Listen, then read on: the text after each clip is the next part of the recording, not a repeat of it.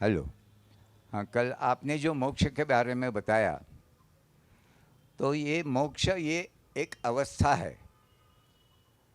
तो ये अवस्था में हमेशा तो रहे नहीं जा सकते।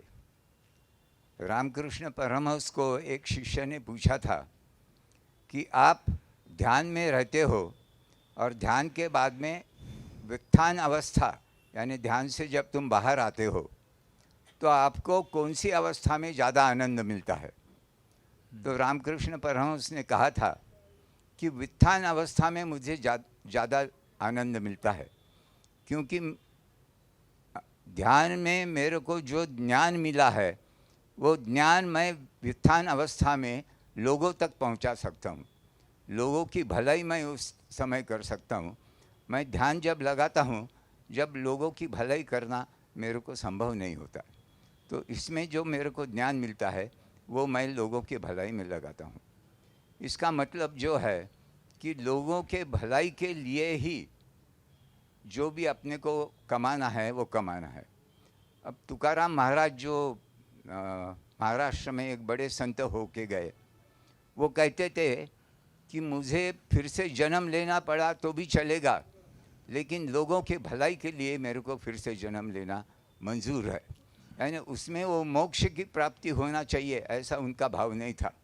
लोगों के भलाई के लिए फिर से जन्म लेना, ये भी उनकी इच्छा थी। और दूसरी बात जो है, ये मोक्ष मिलना ये भी एक धारणा है, ये भी एक भावना है, ये भी एक क्या बोलते हैं, संकल्प है। तो ये अल्टीमेटली कोई भी इच्छा न रहे, इसके लिए मोक्ष मिलना चाहिए, ये भी इच्छा निकल जाने को होना क्या? इसके बारे में आप क्या कह सकते हैं? यानी मोक्ष नहीं मिलना चाहिए, वो भी इच्छा नहीं होनी चाहिए। हाँ, वो भी इच्छा नहीं। तो सच बात है ना, नहीं होनी चाहिए। आपकी बात सत्य है। मोक्ष मिलना नहीं है, मोक्ष को उपलब्ध होना है। मोक्ष भाव है। मोक्ष भाव का अर्थ होता है कि मोह का सदंतर क्षय हो जाना। अब मोह लगा तो वापस वही साइकिल शुरू हो जाएगा जो दत्तात्रेय जी ने सिखाई थी।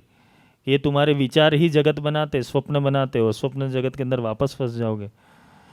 तो क्या आत्मा जो है वो नहीं आता है, मोक्ष के बाद आता है। तो फिर भगवान ने भी मुक्ति नहीं प्राप्त की ना, संभवामि युगे युगे, वो युग में आता है। तो अब समझो, मोक्ष का विज्ञान ये नहीं है कि मोह का क्षय हो गया तो तुम आओगे नहीं, इधर आओगे पर विशेष रूप से आओगे। तुम्हारे संकल्प अलग हो गए, तुम्हारी विचारधारा अलग होगी, तुम्हारी ऊर्जा अलग होगी, तुम्हारी तीव्रता अलग होगी। इस जन्म में जो भी किया है वो तो कैरी फॉरवर्ड होगा ही। कर्म तो नाश कोई कर ही नहीं सकता, लेकिन कर्मों का परिवर्तन जरूर कर सकता है।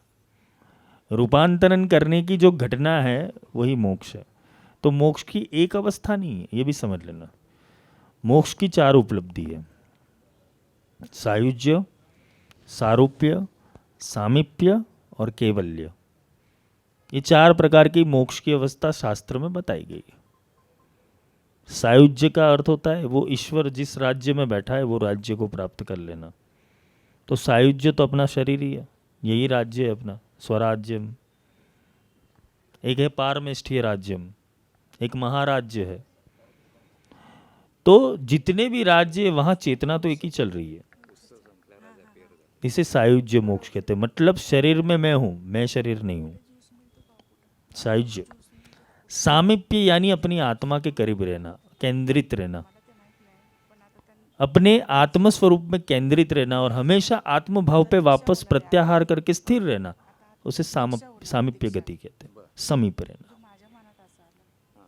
सारूप्य यानी जो आत्मा निराकार है, निर्गुण है, जो अत्र तत्र सर्वत्र व्याप्त है, वैसा ही मैं बन जाऊं, उसे सारूप्य मोक्ष कहते हैं। उसके स्वरूप में रूपांतरित हो जाना। तू तू करता तू भया मुझ में रही ना हूं, पहले जब मैं था तब हरि नाही, अब हरि है मैं नाही। पहले जब मैं था तब हरि नहीं था मेरे अंदर, मैं यानी अहंकार तुम्हारा। पहले जब मैं था तब हरि नहीं था, अब हरि है मैं नहीं हूं। मैं चला गया, अब वो रहता है। तो इसे सारूप्य मुक्ति कहते हैं। मतलब अब हरि चला रहा है, भगवती चला रही है, गुरुदेव चला रहे। इसे एक बोलते जीते जी अकर्ता हो जाना। अब मेरे से कुछ नहीं हो रहा है, मेरे संकल्प विकल्प है ही नहीं। वो बोल रही है, मैं बोल रहा हूं, वो खिला रही है, मैं खिल रहा हूं, बस उसे सारूप्य अवस्था कहते हैं, उसके जैसा हो जाना। और अंत में पद आता है कैवल्य। भगवती ललिता को क्या कहते हैं? कैवल्य पददायिनी। तो त्रिपुरा की उपासना से कौन सा पद मिलता है? कैवल्य। कैवल्य है क्या? जब तुम्हारे सारे स्वप्न खत्म हो जाएंगे ना, जागृत, अर्ध जागृत, सुषुप्ति, सारे स्वप्न खत्म हो गए और फिर एक चिति शक्ति स्पंदन रह गया है केवल। वो तुम मात्र एक स्पंदन हो, केवल नाद हो, केवल बिंदु हो। बस ये समझ में तुम्हें आ गया जिस दिन कि मैं इसके अलावा कुछ नहीं हूं, कैवल्य पद नहीं मेरी, यानी कि मेरे अलावा कुछ अस्तित्व में रहता ही नहीं।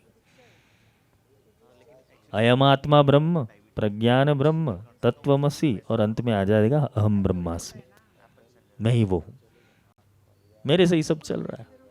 वही आत्म तत्व की अवस्था है। इसलिए दिगंबर अवधूत जो संत होते, वो छाती ठोक के कहते हैं ना कि मैं ही भगवान हूं।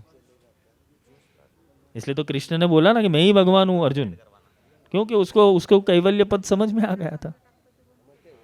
तो हमें भी कैवल्य समझना है, लेकिन अहंकारवश नहीं। ज्ञान की प्राप्ति के बाद, अवस्था की प्राप्ति के बाद। बस ये थे।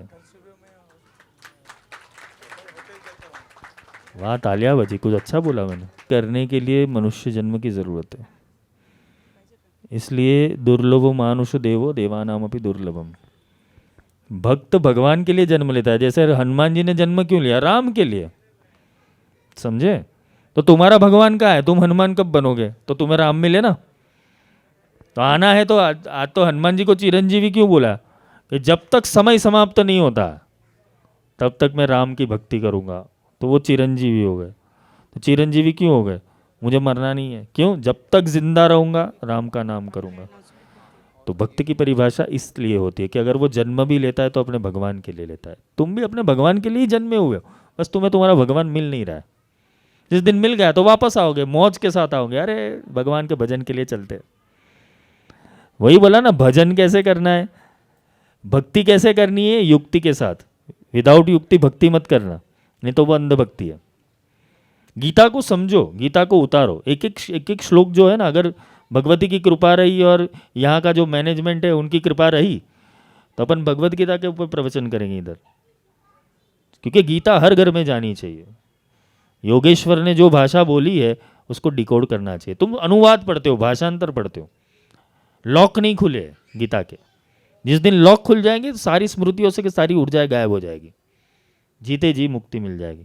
भागवत से मुक्ति मिलती है, गीता से मुक्ति मिलती है, पर कैसे? समझने से, सुनने से नहीं। श्रवण भक्ति हो गई, और चिंतन भक्ति करना। श्रीपाद वल्लभ दिगंबरा, दत्त गुरुं से नाम स्मरा, परमेश्वर हा जगी